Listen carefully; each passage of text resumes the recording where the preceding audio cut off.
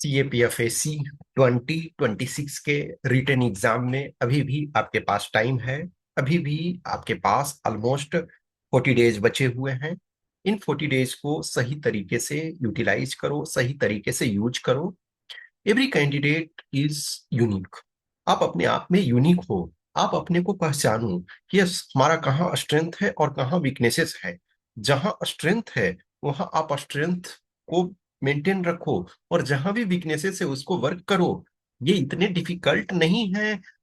अभी फिलहाल के लिए हमको रिटेन पे फोकस करना। आप जिस भी कंडीशन में हो, मे बी आप फर्स्ट टाइमर हो, तो आप देखो कि अभी हमारी क्या कंडीशन है। मे बी आप सेकेंड टाइमर हो सकते हो, मे बी आपने इंटरव्यू तक पहुंचे हुए हो, still you have to recognise.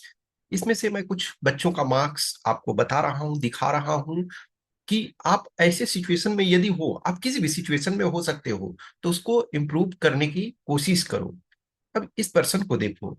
Paper one में ये सारे मार्क्स जो हैं 2024 के हैं, क्योंकि हमने आपको लेटेस्ट दिखाने की कोशिश की है। ठीक है, पुराने भी जरूरत पड़ता है तो मैं पुराने भी दिखाता हूँ, लेकिन इसमें मैं लेटेस्ट का आपको दिखा रहा हूँ। लेटेस्ट में क्या है कि जो आपका 24 में है, तो पेपर वन का कट ऑफ 97.44 था। और वो जनरल कैंडिडेट्स और ओबीसी दोनों का 97.44, और जो पेपर रिटन का कट ऑफ 182 था। फिर ईडब्ल्यूएस का यदि हम देखें तो 85.34 कट ऑफ था, ठीक है ना। तो ईडब्ल्यूएस का 85 पॉइंट, ठीक है, 34।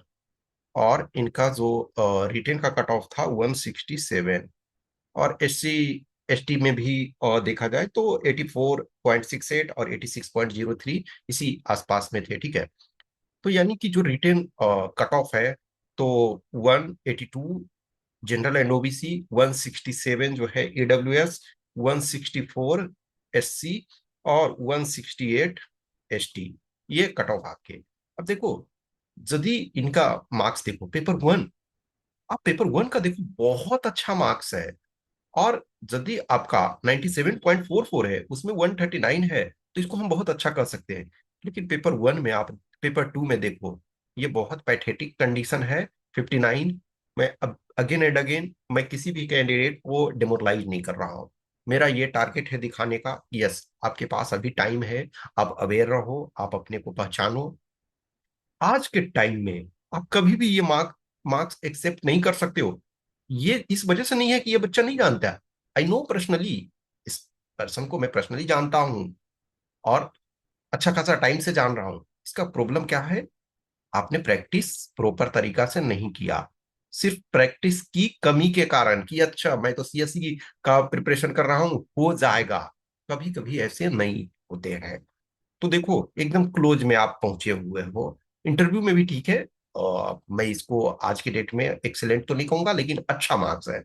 लेकिन सिर्फ ये जस्ट इमेजिन करो कि 70-80 जो बच्चा सीएससी का मेंस लिख रहा हो, उसके लिए 80-85 और 90 लाना कोई बड़ी चीज नहीं है। लेकिन आप इस चीज को सीरियसनेस में नहीं लेते हो, उसके कारण। अब इनका देखो, आप जस्ट 182 कट ऑफ ही है, और 182 आप लाए हो।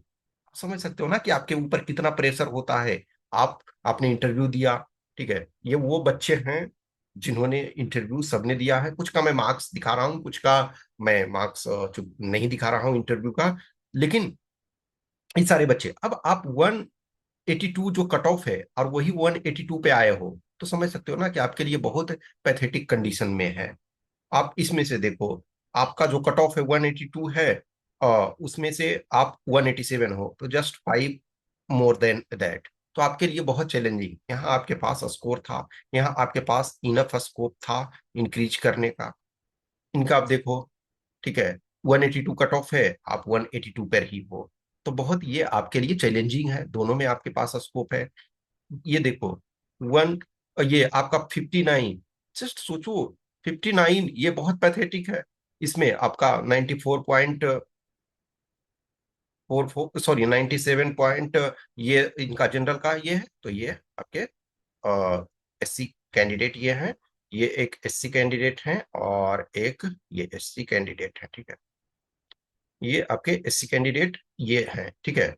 तो आपका जो कट ऑफ है, वो कट ऑफ क्या था? 164, तो 10 मार्क्स आप ऊपर थे। लेकिन आपके पास ये स्कोप है ये करने का, इंक्रीज करने का।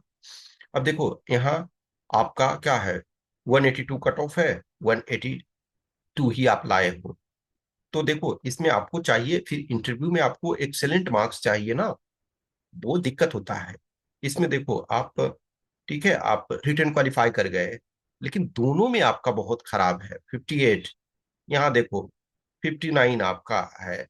ओके, तो आप रिटर्न तो क्वालिफाई कर गए हो, पेपर वन बहुत अच्छा है। तो इस चीज का देखो, ये मार्क्स दिखाने का मेरा मकसद ये है कि आप इन चीजों से थोड़े से समझो, इस चीज को समझने की कोशिश करो कि इवन इफ आप जानते हो, जस्ट अब इस कैंडिडेट को देखो, 97.44 और आपका 135.08 है। इसका मतलब ये नहीं है कि आपके नॉलेज में कोई कमी नहीं है, आप ये डाउट नहीं कर सकते हो इनके नॉलेज पे, इनके आप नॉलेज पे डाउट नहीं कर सकते हो, ये बहुत अच्छा है। लेकिन यहाँ आपका 59, यहाँ आपका 59, ये इनका देखो 71, ये 59, फिर ठीक है 78 है, फिर भी स्टिल आपके पास स्कोप है।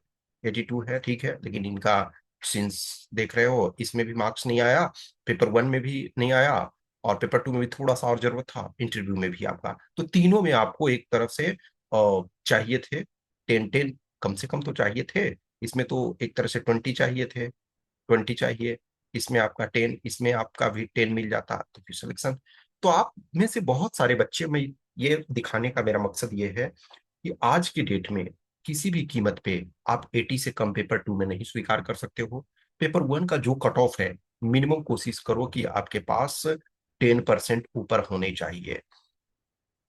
ये 10% ऊपर तब है जब यहाँ आपके 100 के क्लोज में है, अदरवाइज पेपर वन में आपको 20% एक्स्ट्रा लाने पड़ेंगे।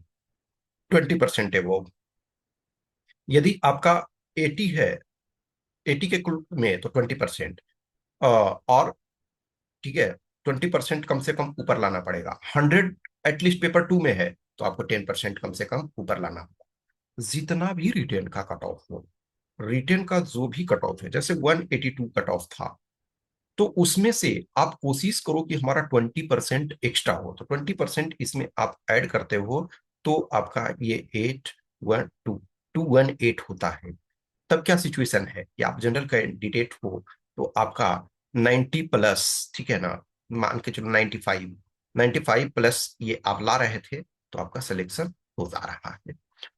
10% यदि आप इसमें से लाते हो, तो 10% का मतलब 200 ये करो, तो आपके पास इंटरव्यू में 110 प्लस लाने की जरूरत होती है। तो ये प्रूवन फैक्ट है कि जो भी कट ऑफ आपका होता है, तो अभी से आप अपने को रिकॉग्नाइज करो, रियलाइज करो कि हमारी क्या कंडीशन है, हमारा कौन सा पेपर अच्छा है और कौन सा पेपर खराब है। एवरी इंडिविजुअल जो हो, आप अपने आप में यूनिक हो, आपको अपनी स्ट्रेंथ प्लस और माइनस दोनों पता है, उस आधार पे वर्क करो।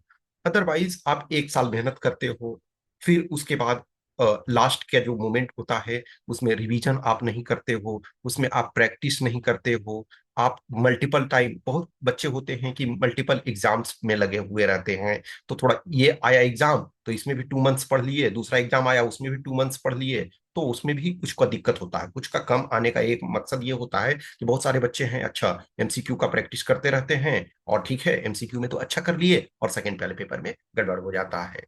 कुछ ऐसे बच्चे हैं सेकंड पेपर बहुत अच्छा है, तो पेपर वन उनका खराब होता है। तो आप दोनों को बैलेंस करके चलो, और जो भी जैसे एक स्टैंडर्ड रखो कि जितना आपका पेपर वन का कट ऑफ, क्योंकि पेपर वन हाईली वोलाटाइल है।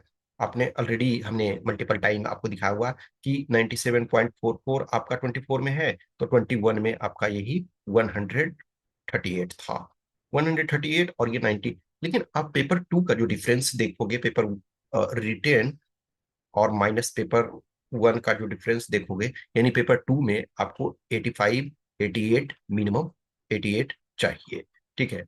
तो 85 से कम आप टोलरेट नहीं कर सकते हो, और ये तब जब कंडीशन ये है कि आपका पेपर वन में जो है वो प्लस होना चाहिए मिनिमम 10%, और अदरवाइज कोशिश करो कि 20% तो कम से कम ऊपर होना चाहिए जो कट ऑफ है।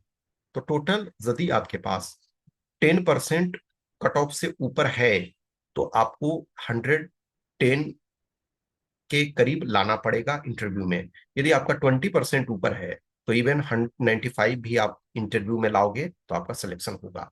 तो इस चीज को ध्यान रखो, इस चीज को ध्यान में रखो और उस आधार पे वर्क करो। अभी भी आपके पास 40 डेज टाइम है। इस 40 डेज को सही तरीके से यूज करो, सही तरीके से यूटिलाइज करो और पूरे तरीके से अधिक रिवीजन करो, लिखो। आप लिखने का मतलब ये नहीं है कि टेस्ट, आप प्रीवियस ईयर पेपर लो उसी को लिखो, ग्रामर है उसको सोल्व करो, रिपोर्ट है उसको लिखो, आर्गुमेंट है उसको लिखो, रीडिंग कंप्रीहेंशन आरसी है, प्रेसी है, ये सबको रेगुलर रूप से लिखो। किसी दिन बैठो, पूरे एक कोई पेपर लो, मान के चलो 24 का लो, 25 का लो, 23 का लो, 22 का लो, और उसको 3 घंटे में कोशिश करो सोल्व करने के लिए, ठीक है। और सेम पेपर वन है, multiple questions daily, 100 question at least. आपने आपको बोला कि 100 क्वेश्चन हर हाल में डेली करो, एमसीक्यू सोल्व करो। 100+ क्वेश्चन जितना हो सकता है, ज्यादा तो ठीक है लेकिन कम से कम 100 करो जरूर। आपके पास मोटिवेशन आप बरकरार रखो और टाइम एंड अगेन रिवाइज करते रहो इस चीज को, और रिमाइंड भी करते रहो कि नहीं मेरे ये पोर्शन पुअर है, वीक है, उस पर हमको वर्क करना है। कुछ क्वेश्चन क्यूरी डाउट रहता है, आपको टेस्ट लिखना है तो आप मैसेज कर सकते हो, कमेंट करो, लेकिन अपने पर ध्यान दो। फिर बाद में जो होता है, दुख होता है कि 5 नंबर से नहीं हुआ, तो 5 नंबर इजिली वो स्कोरेबल था, वो इंक्रीज किया जा सकता था। ठीक है, ओके, थैंक यू।